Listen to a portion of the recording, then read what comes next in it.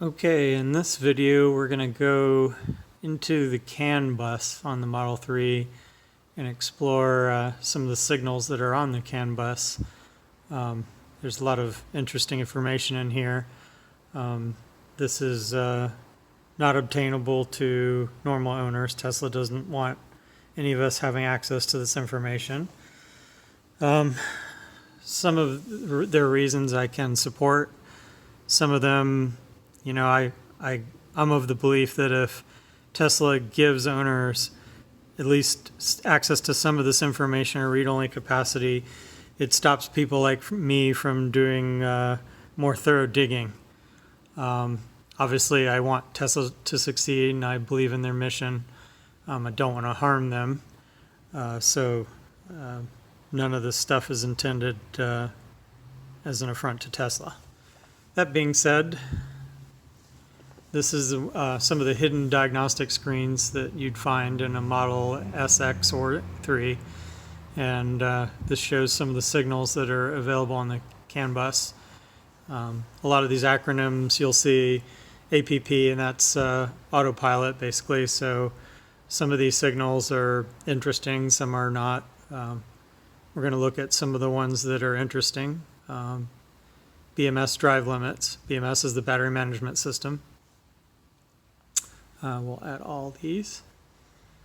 So as you can see here, the BMS sets an upper limit on the bus voltage to be 403, after which it would fault. Right now it's allowing a maximum charge current of about 190 amps. This fluctuates depending on a lot of factors: temperature of the pack, its health, state of charge, etc. And right now we're at 60% state of charge, and we're getting 190 amps in, which is it's okay. It's also saying the max discharge current that the battery will allow is 1200 amps. That doesn't mean the motor can pull 1200 amps, but say if this car was a dual motor car, that might be important. And then the absolute low bus voltage before a fault occurs is 242 volts, as you can see. We'll clear those. Let's see, what do we have here that's interesting? Yeah, nominal full pack energy. This car is relatively low miles, and it's a 2018, but the BMS calculates that this pack, when full, would have 77.3 kilowatt hours. Because this car is low mileage, after the first few thousand miles, that number comes down. On a car with 5,000 miles, I've seen it around 75, and it's normal for it to come down. Plus, the BMS is calculating this dynamically all the time, so it does move around a bit. Let's see.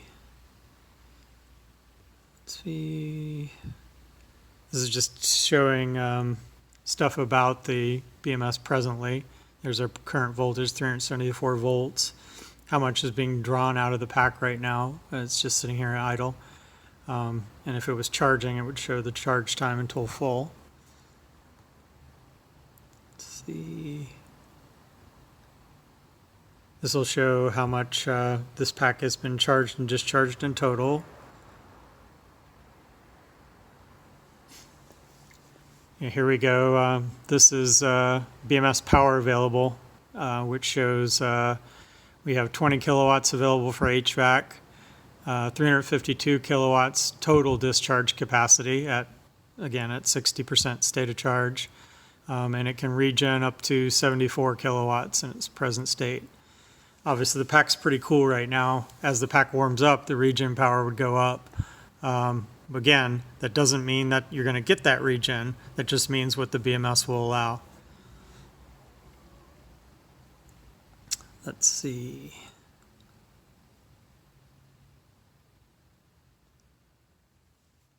So this is showing the internal state of charge. The GUI right now shows 60%, but this is what the actual internal values are. Max and min mean because there are many bricks in this pack, the BMS is calculating what the largest capacity and what the smallest capacity is. And you generally get less than the smallest capacity plus a reserve and real usage. See status. Yeah, this might be interesting.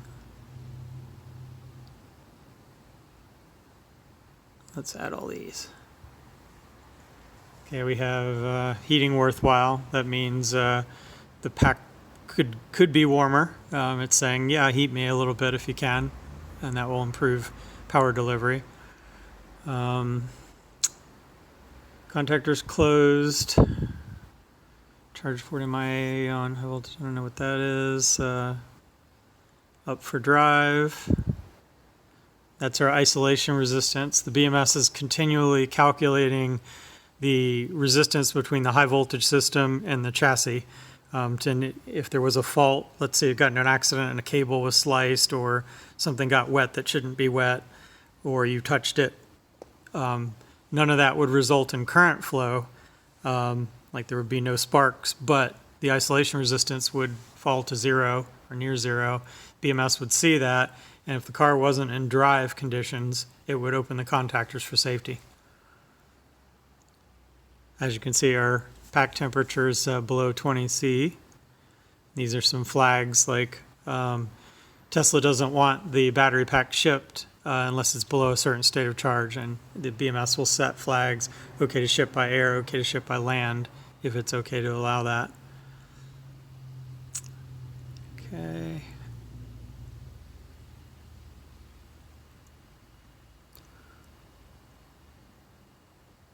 Here's some interesting stuff about the thermal parameters on the BMS. Right now it's requesting 5.7 liters per minute of glycol through the pack. And then BMS inlet cool target, that's its target if it was going to actively cool, what it would stop actively cooling down to, I should say. So it has to go over 48 basically before it would start active cooling. That means cooling with the AC system and heat exchanger. Typically wouldn't ever occur unless you were supercharging. Inlet active heat target. That means it won't start heating until negative 7.5 degrees C. And right now it's dissipating no power.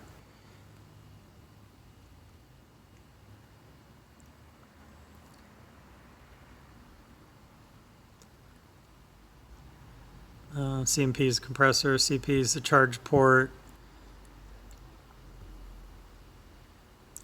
A lot of interesting things occur here. You can see temperatures of the charge port. It even monitors the temperatures of the individual pins. So if you ever have a supercharger with a bad cable and it's high resistance, one pin could get hot. It knows that, can throttle back your supercharging. DS is driver assistance system. Not really anything interesting in there right now. Yeah, DI is pretty interesting. That's the drive inverter. Let's see, what do we want to look at?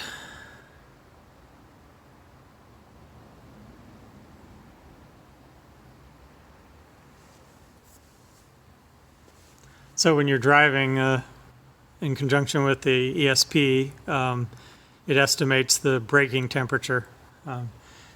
If you don't think Tesla's traction control and stability management, all that, are sophisticated, these signals kind of shed some light on it. Build info is just like versions and stuff. These are like Boolean states.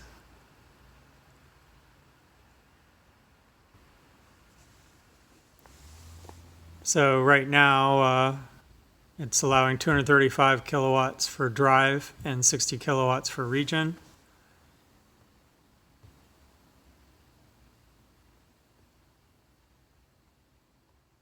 There's stuff pertaining to the oil pump that's in the drive unit. You can see it's drawing 300 milliamps, pumping about 1.6 liters per minute. And all this is calculated based on temperature and load and stuff like that.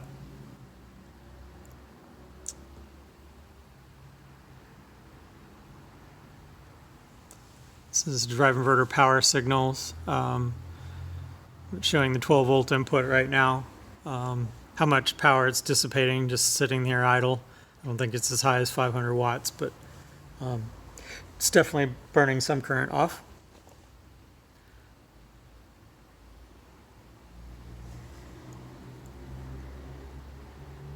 And heat power is, in the Model 3, the inverter is used to heat the pack in the winter. They don't have a separate battery heater. They basically just instruct the inverter to be inefficient and waste heat. Of course, right now it's not doing that.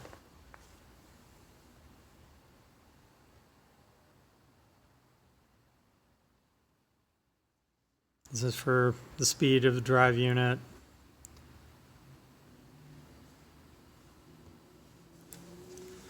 So this drive unit is saying I can allow a maximum drive power of 353 kilowatts peak and a maximum regen of 77, 78 kilowatts. Interesting. And again, this is the long range for rear wheel drive.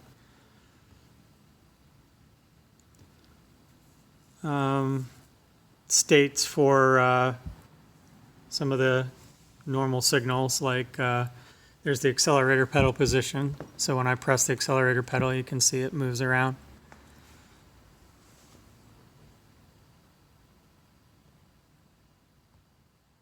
Temperatures inside the drive unit.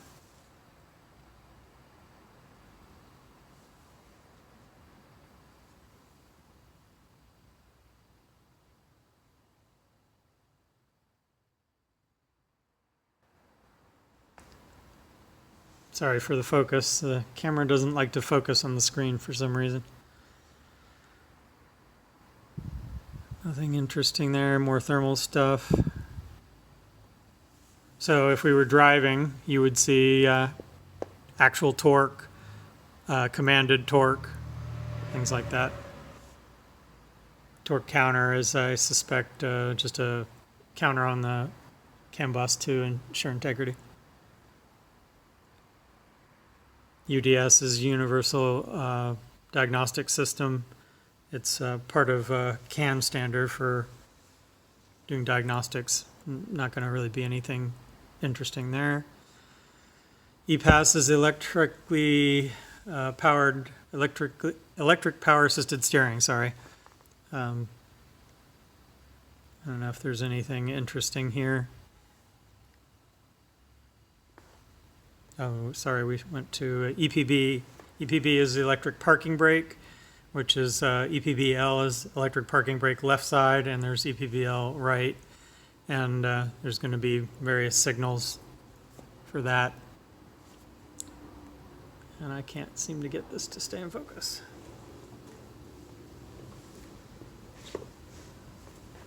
I'll just have to pay attention to it. Anyway, let's get on to something a little bit more interesting. Yeah, I think what's happening is it's focusing on my finger when it comes up here, because it doesn't like to focus on the screen. FC's fast charge. I don't think any of these signals will be present until we're plugged into a supercharger. But if you were plugged into a supercharger, it would read CAN information from the supercharger and populate these fields.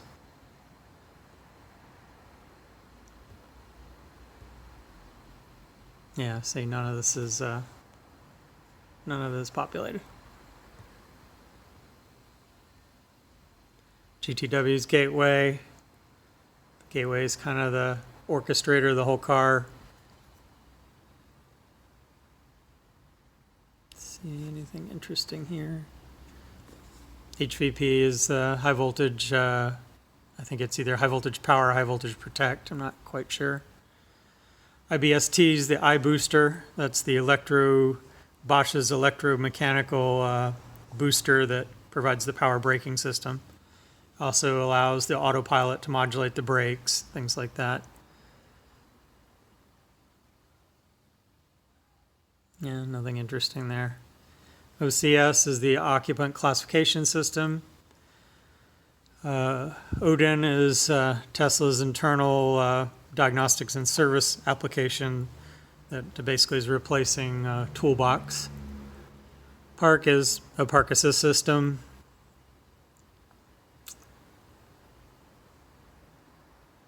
PCS is a power conversion system, which I did a video on. It's going to show things about like charger. Right now, of course, it's not charging, so the input voltage is just floating a little bit, but it's showing a maximum line current limit of 48 amps. Status of the DC to DC converter. So I was asked, what is the maximum output capacity of the DC to DC converter? You can see right there, it's advertising 167 amps. That may fluctuate depending on temperature and capacity and things like that, but as of right now in this car, that's what it's allowing. And we're consuming 11 amps from it. So that's a significant amount of headroom. Should be able to run, a 1.5 kW inverter, no problem. Although I don't advise it.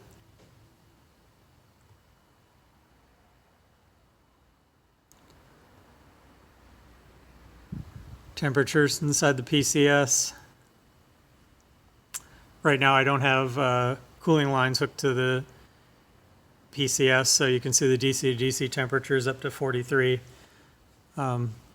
It's just basically air cooling, but it's not got much of a load.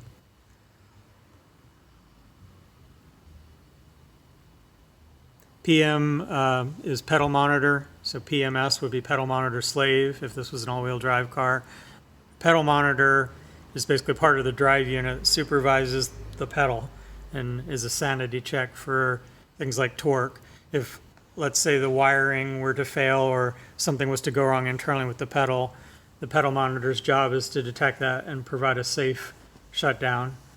It's, basically not going to allow an electrical fault or mechanical fault to create sudden acceleration. And it's a wholly separate system, basically from the drive unit logic so that it can act as a, sanity check.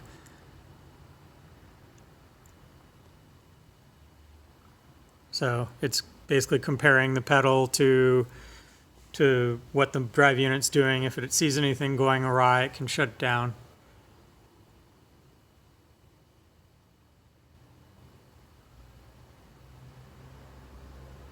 That's the signal for the pedal monitor. They take that seriously. Red sees the center radar. Of course, there is only a center radar, but it's the radar for autopilot, revisions and stuff like that. RCM is the restraint control module. That's the airbag computer. It's going to have all kinds of information, not very interesting. I guess this is debug only because, no, our drive rail's off, that's why. Let's see if I can get the drive rail back on.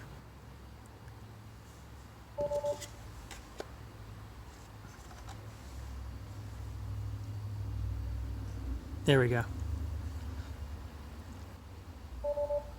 Okay, drive rail's on. You can see now the RCM's populating its signals. This car has all kinds of stuff disconnected in the airbag system, so it's definitely not going to be happy right now.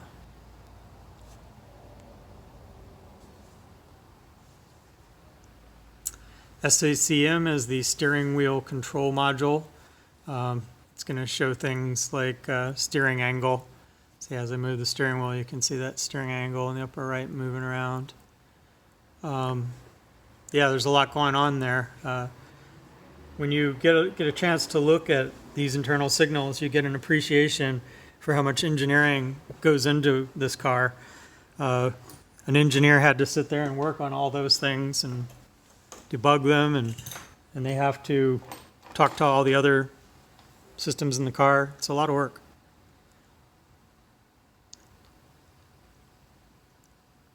TS is Tesla air suspension. This car doesn't have it, but you can see the software is ready for it. Tpms is the tire pressure management system. Obviously, we're not getting any signals from the Tpms right now because they go to sleep when the car is parked. So they're just showing kind of default values. UDS is Universal Diagnostics System.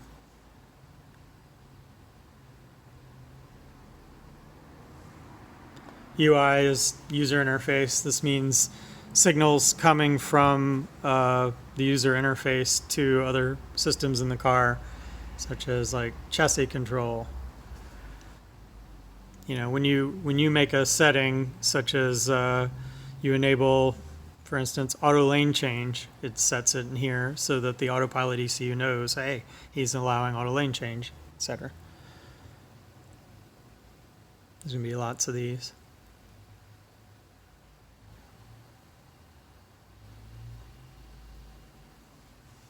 Powertrain control.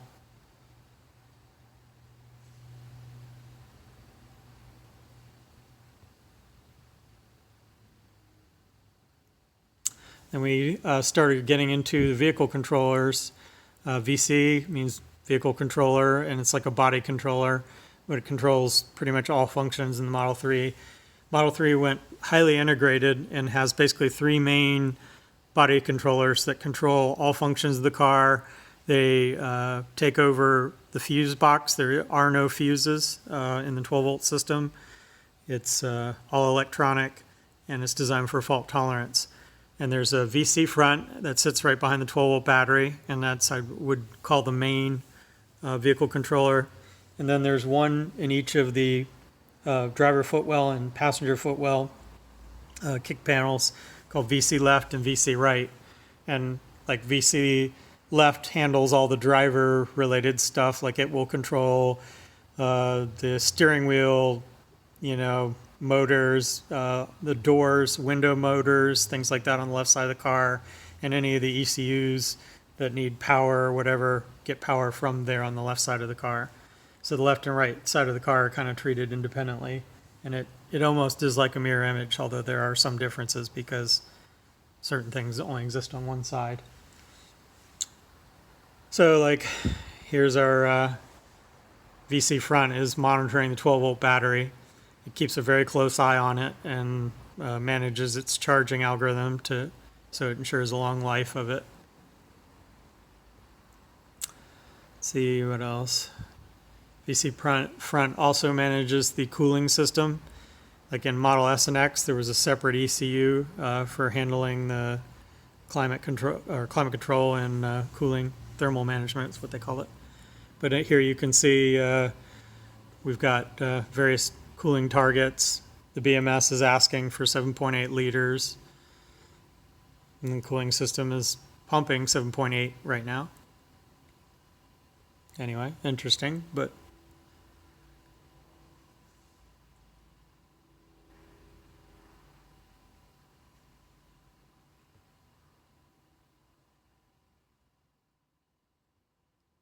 VC front also manages all the lights in the front of the car. You can see here.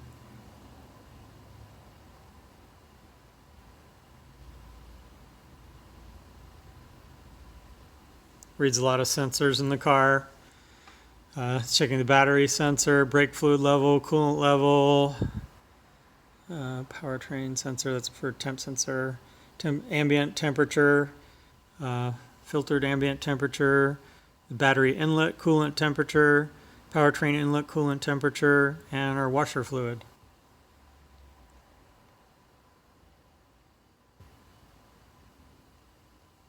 Here's all our stuff relating to mainly the body status, like which seat belts are fastened, things like that.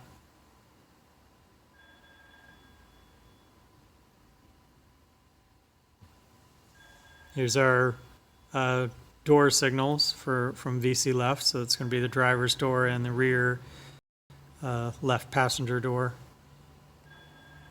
And focus.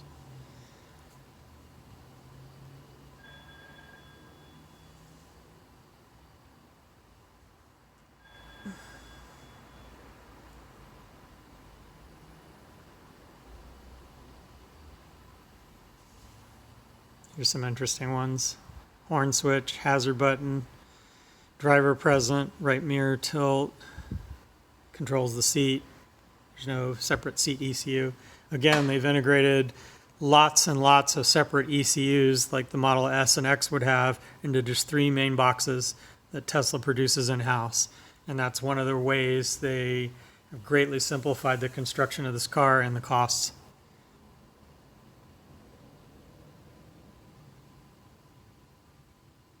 Lots of seat signals in there.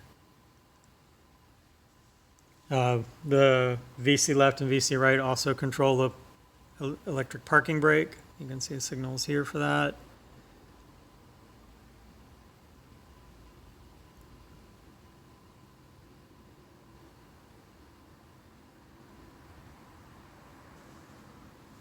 Here's VC-Sec. VC-Sec is the ECU located behind the cup holders in the center console where you would wave your card key to start the car. It is the security controller for the entire car. It's what authorizes drive, talks to the drive unit for the immobilizer. It is where the data for your cards are stored. When your phone connects over Bluetooth, it's connecting to that module. So it's basically the security gatekeeper.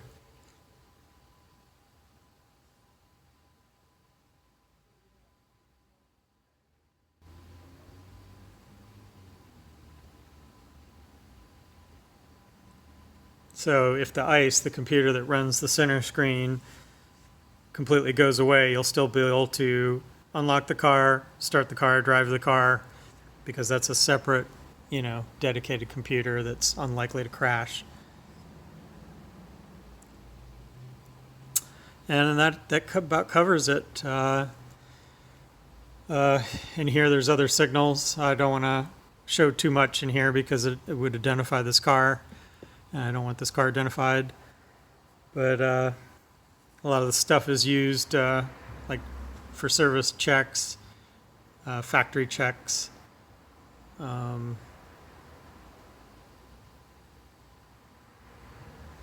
they're doing stuff in the factory, filling fluids, whatnot, that would be in here.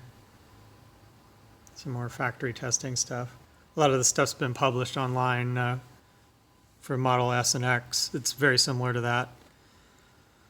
Anyway, that concludes our look at some of the CAN signals. I hope you enjoyed it.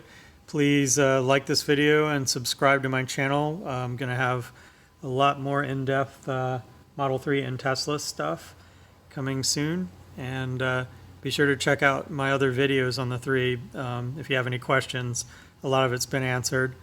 I'm also available on the forums and Reddit for if you have any questions. Plus, you can just leave a YouTube comment if you have any questions, anything you'd like to see. Have a good one.